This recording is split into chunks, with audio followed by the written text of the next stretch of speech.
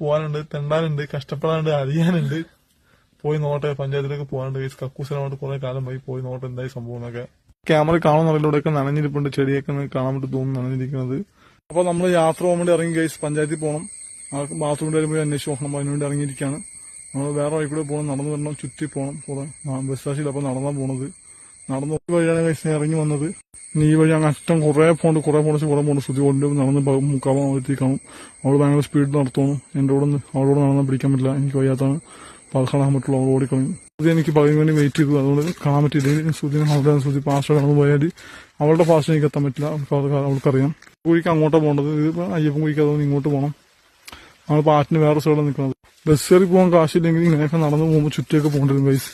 പക്ഷെ എങ്കിലും നടന്നു പോയാൽ കുഴപ്പമൊന്നുമില്ല, സൈഡിൽ നല്ലതാണ്. പക്ഷെ ഇച്ചിരി പാടാ വഴിയൊക്കെ. ഈ കാലയാൻ വേണ്ടി ഇറങ്ങിയപ്പോൾ ഞാനും കലയിട്ട് ഇറങ്ങാം ഗൈസ്. കാണാനൊക്കെ പഞ്ഞ് കുത്തിയിട്ടേക്കണം, മണ്ണെടുത്തപ്പിട്ട് കുത്തിയിട്ടേക്കണം. ശ്രുതി വന്നത് മെയിൻ റോഡ് കണ്ട്